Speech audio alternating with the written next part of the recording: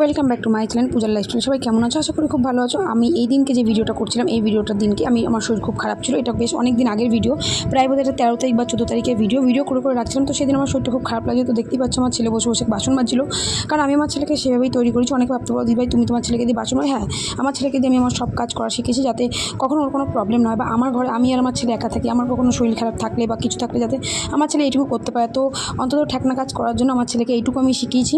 তো এই কাজটুকু করতে পারে, তাই আমি ওকে দিয়ে করাই। কারণ আমার যখন শরীরটা খারাপ থাকে ওই এইগুলো সমস্তটা করে। কারণ আমার মনে হয় ছেলে মেয়ে বলে কিছু নয়, সন্তানকে সব রকমই শিক্ষা দেওয়া উচিত। বুড়ো বয়সে শিক্ষা দেবো নাকি, ছোটোবেলা থেকেই সব রকম শিক্ষাই দেয়। কারণ আমি মনে করি যে ওরা একটা মাটির দেলা, ওদেরকে যেভাবে আমরা তৈরি করবো ছোটো থেকে ওরা সেভাবেই কিন্তু তৈরি হবেই। তো সেভাবেই করি। তো এই দেখো সকালবেলা আমি নিয়ে নিয়েছি এখানে কুলেখাড়া, যেটা আমার কমনলি রোজকার চলে। আর ছেলেকেও খাইয়ে দিয়েছি। আর আমি ওই যে নিয়ে নিয়েছি ড্রাই ফ্রুট, দুটো কাজু, দুটো কিশমিশ, দুটো আমন্ড বাদাম আর একটুখানি আখরোট। এই নিয়ে আজকে সকালের টিফিনটা কিন্তু আমি এখানেই শেষ করবো। এর চাইতে আর অন্য কিছুই আমি খাবো না। কিন্তু এটা 13 তারিখেরই ভিডিও, 13 তারিখ সকালে। তো এই দেখো হঠাৎ করে আমার কাছে পার্সেল আসে। আমি ঢুকেছিলাম স্নান করতে, ফোন এসেই যাচ্ছে। তো আবারও একটা পার্সেল। তো আবার পার্সেল, অ্যাকচুয়ালি স্নান করতে ঢুকেছিলাম, দেখো মাথায় গামছা বেঁধে বেরিয়ে গেছি। ফোন পড়েই যাচ্ছে। আমি তো বাথরুমে স্নান করছি। হয়তো কাজে ওর কাজ যেটাও করে, চিৎকার হয়েছে, ওর কাজে করেই যাবো, চিৎকার করেই যাবে। আমি স্নান করতে ঢুকেছি জানো, কন্টিনিউ ফোন বাজছে। কী রে বাবা, এইভাবে ফোন কে করছে কন্টিনিউ? বাবা দেখছি পার্সেল। চলো পরে কথা বলছি, মাথা ফাতাগুলো আসছে নিয়ে। আর এদিনকে শরীরটা খারাপ থাকার কারণে মা রান্না করে পাঠিয়েছিল ভাত আর চিকেন। তো আমি ভাত আর চিকেনই খেয়ে নিয়েছিলাম। এই যে দেখতেই পাচ্ছ চিকেন রয়েছে আর ভাত খেয়ে নিয়েছি। আমাদের কিন্তু দুপুরে খাওয়া কমপ্লিট হয়ে গেছে। তো ভাবলাম খাওয়া যখন কমপ্লিট হচ্ছে, আপেলগুলো অনেক দিন ধরে ঘরে রয়েছে, তো একটা আপেল কেটে নিলাম। শান আর আমি দুজনকে ভাগ করে খাবো। এখানে 3টে শানকে খাওয়াবো, এক টুকরো আমি খাবো। কারণ শান খেতে চায় না, একদম ও ফল খেতে চায় না, খুব বাজে হ্যাবিট ওর। ও একদম ফল খেতে চায় না, কোনো রকমের কোনো ফলই ও খেতে চায় না। তো দেখো একটু আধটু না দিলে হয় না, তো তাই জন্য একটু আধটু চেষ্টা করি। আমরা তো অত বড় লোক নেই, এবার যেটুকু পারি সেটুকু চেষ্টা করি, সেটুকু তো চেষ্টা করাই যায়। তো রোজ না দিতে পারি, হপ্তাহে 3 দিন 4 দিন তো দিতেই পারি। তো সেই জন্যই ভাবলাম একটু আপেলটা কেটে নিই, ওকেও দিই, এক টুকরো আমি খাবো, বাকি 3টে ওকে ঠুসাবো। চলো পরে আবার কথা হচ্ছে।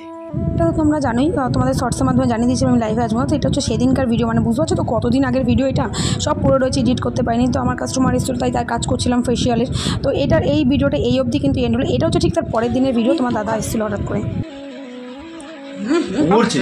মুখটা ছোট করে না বারবার করে দেখো, মুখ নিয়ে এগিয়ে নিয়ে আসবে। লক্ষ্মী তো ভেতরে না আসে, ভেতরে ঢোকা আছে ভাত। তুই গেল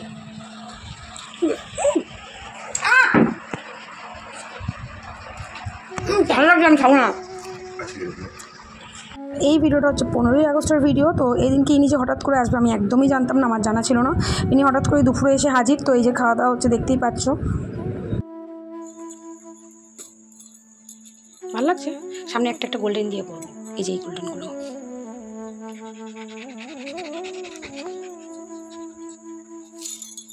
কালো ঢুকাচ্ছে, দেখছি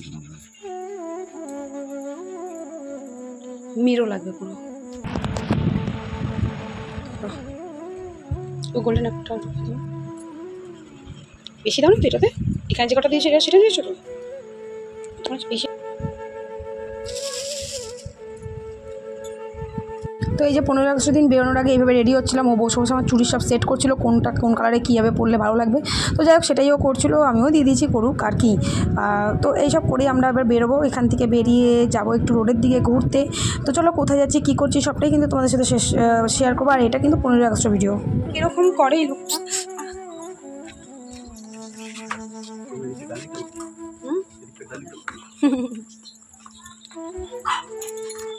কথা বলতে বলতে দুজন মিলে বেরিয়ে পড়লাম। তো এখান থেকে আগে আমরা যাবো এটিএমে একটু টাকা তোলার ব্যাপার আছে, তুলে তারপরে ওখান থেকে আমরা যাব কোথায় সেটা তোমাদের সাথে সবটা শেয়ার করবো।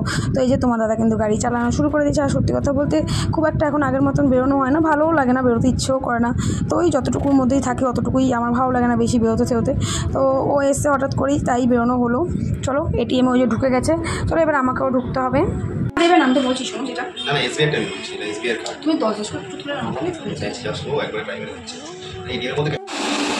কাল যদি এটিএমটা চুরি হয় সবাই তো করবে, কে কাল যদি এটিএমটা চুরি হয় না কেন সবাই তো করবে, ভিডিও ক্যামেরা করে কি প্ল্যান করতে পারে সেই দেখ টাকা আর বেরোচ্ছে না রে। এই দেখো দেখো ঢুকে ঢুকে যায় না জানি, বলতে বলতে দেখেছিস ঢুকে যায় না জানি। তো এটিএম থেকে তো টাকা তোলা হয়ে গেছে, হয়ে গিয়ে এবার আমরা কিন্তু বেরিয়ে পড়েছি। তো এখান থেকে একটু যাবো ভুট্টা। তো আমার একদম ভুট্টা খেতে ভালো লাগে না, কিন্তু তোমার দাদা আবার ভুট্টাটা খুব পছন্দ করে। তো রাস্তা দিয়ে যেতে যেতে দেখলাম রাস্তার পাশে ভুট্টার দোকান বসেছে। তো চলো যাওয়া যাক ভুট্টার দোকান। আমাকে বলো ওই দেখো ভুট্টার দোকান বসেছে। আমি ঠিক আছে চলো তাহলে যাওয়া যাক। তো এই দেখো ভুট্টার দোকানে চলে এসেছি। তো আগের দিন ভুট্টা খেয়েছিলাম, খুব শক্ত ছিল, আমার একদম ভালো লাগে না, কিন্তু এই ভুট্টাগুলো কচি ছিল আর নরম ছিল, খুব ভালো লাগছিলো, নরম নরম খেতে, খুব বেশি কষ্ট হচ্ছিলো না। তো তোমার দাদা নিয়ে খাওয়া শুরু করে দিয়েছে, দেখতেই পাবে এখনই।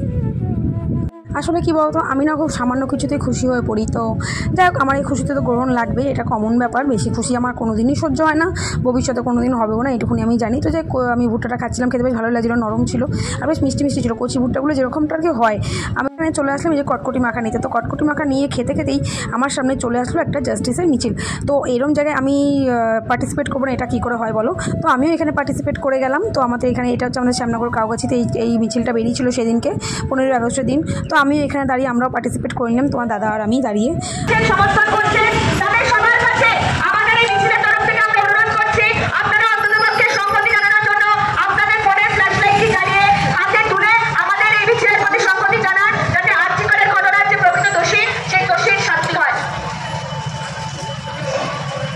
We want justice. We want justice. We want justice. We want justice. আরে নাটক ছেড়ে বিচার করো, আর্জি করের মাথা ধরো। আরে নাটক ছেড়ে বিচার করো, আর্জি করের মাথা ধরো। আরে নাটক ছেড়ে বিচার করো, আর্জি করের মাথা ধরো।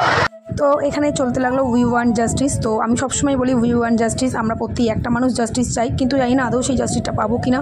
কিন্তু তারপরে একটা অধীর আগ্রহে বসে আছি, হয়তো কোনো একদিন ভালো একটা খবর পাবো যে হ্যাঁ সমস্ত দোষীরা শাস্তি পাচ্ছে। তো এই দিনটার অপেক্ষায় অবশ্যই আমিও আছি। তো এই করতে করতে এইখানে এইটুকুই রইলো, পরের দিনের ব্লগ এটা। আর আমি এখানে কী করছি চলো তোমাদের দেখি। তো এই যে দেখতেই পাচ্ছ পেঁয়াজ কালো জিরে ফোড়ন দিয়ে দিয়েছি, সাদা তরকারি করব। আর এদিকে আলু সিদ্ধটা প্রেশার কুকারে আমি করে নিয়েছিলাম। তো সাদা আলুর তরকারি করবো, একটা সিটি মেরে নিয়ে। তো এই বলতে তরকারি কিন্তু আমার হয়েও গেছে, আমি গরম গরম লুচি ভাজবো আর তোমার দাদা ওদের খেতে দেবো ফটাফট। তো ছেলে রয়েছে, দাদা রয়েছে, এই যে এই দেখো না এরকম করে করনা কে চাতে হো, তবেই তো লুচির মজা। তো এই যে দেখতেই পাচ্ছ এখানে ছেলেকেও দিয়ে দিয়েছি প্লেটে, আর এখানে আমি আর তোমার দাদা একটা প্লেটের মধ্যেই নিয়ে নিয়েছি, যেটা কমনলি আমরা খাই, জানোই তোমরা। তো আমরা একসাথেই একটা থালাতেই খাই, ও খাই দেয় আমি খাই, কারণ আমি রান্না করি ও আমাকে খাই দেয়, ব্যাস এটাই হয় আমাদের মধ্যে। তো আমাকে খাই দিচ্ছিলো, দুজন মিলে খেয়ে দেন। এবার দুজন মিলে বসেছি আকাম করতে। তো কী আকাম, এই দেখো দেখতেই পাচ্ছ, দেখো ও আমার হাতে ট্যাটু বানাবে, তো সেই আকাম করতে বসে বসে আকাম করছিলাম। তো এই আকাম করতে করতে হঠাৎ করে ওই জিজুর ব্যাপারের খবরটা আসলো। মা হট করে ফোন করে বললো যে এরকম জিজুর এরকম অবস্থা। তখন তো এই তড়িঘড়ি হয়ে সব ফেলে ফুলে দিয়ে দুজন মিলে দৌড় লাগালাম। হ্যাঁ না নেই বাবা। তো এই যে আমরা দুজনে তড়িঘড়ি করে বেরোচ্ছি, আমরা ডাক্তারখানা থেকে এখন ওর আমি যাচ্ছি হচ্ছে যেখানে আমাদের এক্স রে হবে সেখানে যাচ্ছি, এক্স রে ওখানে নামটাম লেখা। তো দেখতে পাচ্ছি আকাশে প্রচুর মেঘ হয়ে গেছে, বলতে মানে কথা বলতে দেরি, বৃষ্টি নামতে দেরি নেই। তো এই দেখো সেই লেভেলে বৃষ্টি নেমেছে। তোমার দাদা আর আমি মোটামুটি প্রায় ভিজে গেছি, কারণ আমাদের এক্স রে ওখানে যাওয়াটা বেশি ইম্পর্টেন্ট ছিল। ভিজছিলাম কিছু করার নেই, কারণ জিজুর পায়ে এক্স রে করতে হবে ইনস্ট্যান্ট। তো এই যে মা বসে আছে, এখানে দাদা ছিল, আমি ছিলাম, জিজু ছিল, তোমার দাদা ছিল, আমার দাদা ছিল, সবাই মিলেই আমরা এখানে যে বসেছিলাম, দেখতেই পাচ্ছ।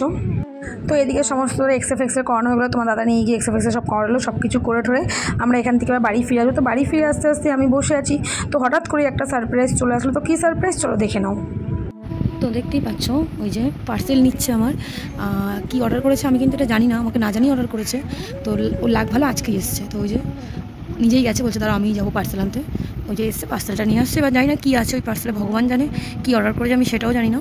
বাট বললো তোমার জন্য সারপ্রাইজ। কী সারপ্রাইজ আমি সেটাই হেবি শয়তান সারপ্রাইজ, সবগুলো আমাকে বলে না কী এনেছে, তো বলে সারপ্রাইজ বলে দিলে আর কী করে আসছে।